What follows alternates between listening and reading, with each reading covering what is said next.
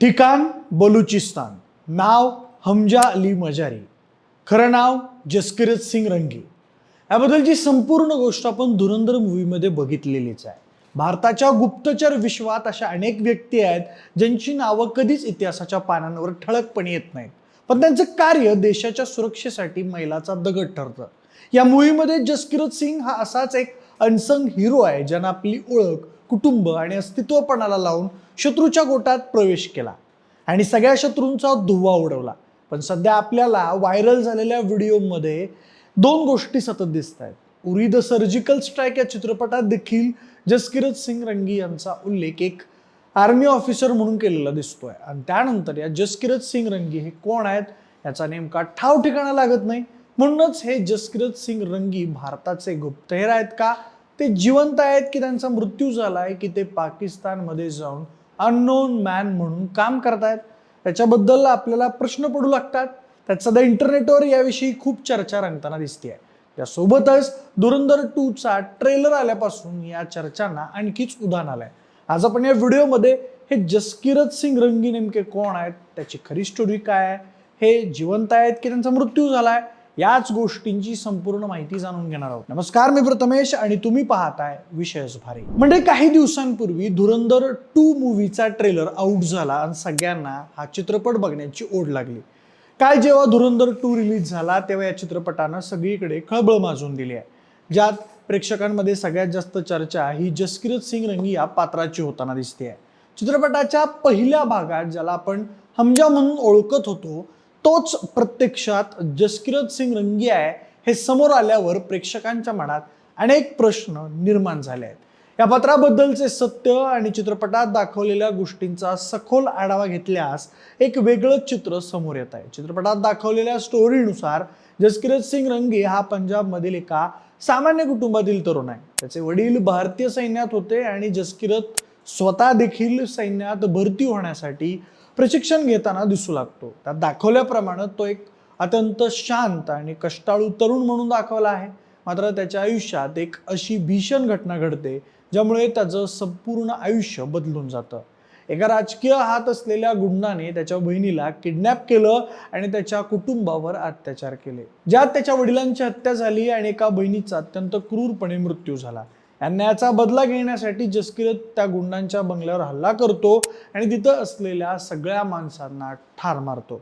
हत्याकांडानंतर त्याला अटक केली जाते आणि फाशीची शिक्षा सुनावली जाते, पण तुरुंगात असतानाच भारतीय गुप्तचर संस्था म्हणजेच IB चे प्रमुख अजय सन्याल, ज्याची भूमिका आर माधवन यांनी केली आहे, ते त्याची पॉवर ओळखतात।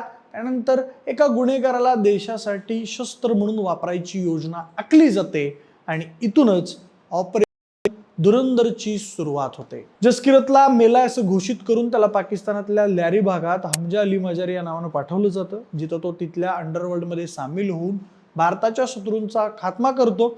आता मूळ मुद्दा असा आहे की हा जसकिरत सिंग रंगी नेमका कोण आहे। जर आपण ऐतिहासिक किंवा लष्करी नोंदी तपासल्यास जसकिरत सिंग रंगी नावाचा कोणताही अधिकारी किंवा अशा प्रकारचा कोणताही डेथ रॉ कैदी ज्याला गुप्तहेर म्हणून पाठवले गेले अशी कोणतीच लीगल माहिती उपलब्ध नाही आहे। त्यामुळे हे पूर्णपणे एक फिक्शनल कॅरेक्टर आहे।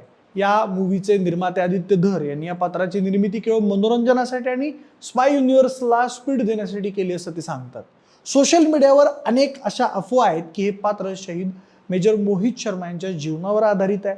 मेजर मोहित शर्मा यांनी खरोखरच इफ्तिकार भट या नावाने दहशतवादी संघटनांमध्ये घुसखोरी केली होती आणि अनेक दहशतवाद्यांचा खात्मा केला होता, पण जसकिरतची पार्श्वभूमी ही एका गुन्हेगाराची आहे ज्याला गुप्तहेर बनवलं जातं। तर मेजर मोहित शर्मा हे एक अत्यंत सन्माननीय लष्करी अधिकारी होते। त्यामुळं जसकिरतची कथा ही मेजर मोहित शर्मा यांची कथा आहे हे म्हणणं तांत्रिकदृष्ट्या चुकीचं आणि असत्य आहे। या चित्रपटात आणखी एक रंजक दुवा जोडला गेलाय, तो म्हणजे उरी द सर्जिकल स्ट्राईक या चित्रपटाशी। उरी चित्रपटात कीर्ती कुल्हारीने साकारलेल्या कॅरेक्टरच्या पतीचं नाव देखील कॅप्टन जसकिरत सिंग रंगी होतं, जो नौशेरा सेक्टरमध्ये शहीद झाला होता। यामुळं चाहत्यांमध्ये अशी चर्चा आहे की धुरंधरमधील हमजा म्हणजेच तो कॅप्टन रंगी आहे, ज्याचा मृत्यू केवळ एक बनाव होता जेणेकरून तो गुप्त मोहिमेवर जाऊ शकेल। त्या चित्रपटात ये नया हिंदुस्तान है, घर में घुसेगा भी और मारेगा भी हा डायलॉग वापरून हे रिलेशन आणखी डार्क करण्याचा प्रयत्न केला आहे. मात्र जर आपण टायमिंगचं गणित बघितलं तर धुरंधरची कथा 2002 पासून सुरू होते, तर उरीची घटना 2016ची आहे. या दोन्ही स्टोऱ्यांमधल्या तारखा आणि घटनाक्रम अजिबातच जुळत नाही आहे. त्यामुळं हा केवळ एक इस्टर एक किंवा दिग्दर्शकानं जुन्या चित्रपटाचा दिलेला संदर्भ असू शकतो, वास्तविक सत्य नाही. सत्य गोष्टींचा विचार केला तर हा चित्रपट पाकिस्तानमधील लॅरी गँग वॉर आणि तिथल्या दहशतवादी नेटवर्कवर आधारित आहे. रहमान डकेत, उजैर बलोच आणि अरशद पप्पू यासारखी पात्र ही खऱ्या आयुष्यातील गुंडांवर आधारित आहेत. भारतानं पाकिस्तानातील दहशतवादी अड्ड्यांवर कशा प्रकारे छुपे हल्ले केले किंवा गुप्त मोहिमा राबवल्या याच्या काही छटा या चित्रपटात दिसतात. मात्र जसकिरत सिंग रंगी नावाच्या एका व्यक्तीने एकट्याने संपूर्ण कराचीचं अंडरवर्ल्ड काबीज केलं आणि तो तिथला डॉन म्हणला, ही गोष्ट पूर्णपणे फिक्शनल गोष्ट आहे. खरं तर रहमान डकेत हा कराचीमधील एक कुख्यात गँगस्टर होता आणि चौधरी असलम हे तिथले एन्काउंटर स्पेशलिस्ट होते. चित्रपटात दाखवल्यानुसार जसकिरतने रहमान डकेतचा खात्मा केला किंवा त्याला पकडून दिलं हे पूर्णपणे फिक्शन आहे. वास्तविक आयुष्यात रहमान डकेतचा मृत्यू 2009 मध्ये चौधरी असलम यांनी केलेल्या एका पोलीस एन्काउंटरमध्ये झाला होता. या ऑपरेशनमध्ये कोणत्याही भारतीय गुप्तहेराचा थेट संबंध असल्याची कोणतीही आंतरराष्ट्रीय स्तरावर माहिती सापडत नाही किंवा याबद्दल उल्लेख आढळून येत नाही. धुरंधरमध्ये दाखवलेली दुसरी एक गोष्ट म्हणजे 2008ला झालेल्या 26/11 मुंबई हल्ल्यापूर्वी भारताकडे इंटेलिजन्स इनपुट्स होते, परंतु तेव्हाच्या सरकारनं त्यावर कारवाई केली नाही. हे विधान अर्धसत्य आहे. अनेक तज्ज्ञांच्या मते त्याकाळी काही गुप्तचर माहिती नक्कीच मिळाली होती, पण ती अत्यंत ढोबळ स्वरूपाची होती. कोस्ट गार्ड आणि पोलिसांनी शक्य तितके प्रयत्न केले होते, परंतु यंत्रणांचा ताळमेळ आणि साधनांची कमतरता यामुळे तो हल्ला रोखण्यात अपयश आलं. त्याचप्रमाणे माध्यमांच्या माहितीनुसार चित्रपटात बनावट नोटांच्या प्रकरणावरून एका मंत्र्यावर जो आरोप दाखवला गेलाय तो देखील काल्पनिक आहे. 2010 मध्ये डेलारू या ब्रिटिश कंपनीच्या पेपर क्वालिटीवरून भारताने त्याच्यावर बंदी घातली होती, हे सत्य आहे. पण ती मशीन किंवा ते तंत्रज्ञान मंत्र्यांनी मुद्दाम पाकिस्तानला पुरवलं या गोष्टीला मात्र कोणताही आधार दिसून येत नाहीये. त्यामुळं चित्रपटात नाट्य निर्माण करण्यासाठी अशा फॅक्ट्समध्ये फेरफार करण्यात आले आहेत असं माध्यमांमध्ये दाखवलं जात आहे. त्यासोबतच चित्रपटात जसकिरतच्या कॅरेक्टरला ग्लॅमरस पद्धतीने मांडलं गेलंय. त्याचं पाकिस्तानमधील वास्तव्य, तिथल्या गँगमध्ये बसवलेला वचक आणि त्याचं धाडस पाहून प्रेक्षक प्रभावित होतात. पण वास्तव हे की गुप्तहेर क्षेत्रात काम करणारे खरे हिरो अत्यंत शांतपणे आणि प्रसिद्धीपासून दूर राहून काम करतात. थोडक्यात सांगायचं तर जसकिरत सिंग रंगी हे कॅरेक्टर राष्ट्रवादाच्या भावनेला साथ घालण्यासाठी आणि प्रेक्षकांना खिळून ठेवण्यासाठी अत्यंत प्रभावीपणे मांडलाय. चित्रपटात दाखवलेलं त्याचं शौर्य, त्याचा त्याग आणि त्याने घेतलेला बदला हा सगळा सिनेमॅटिक लिबर्टीचा भाग आहे.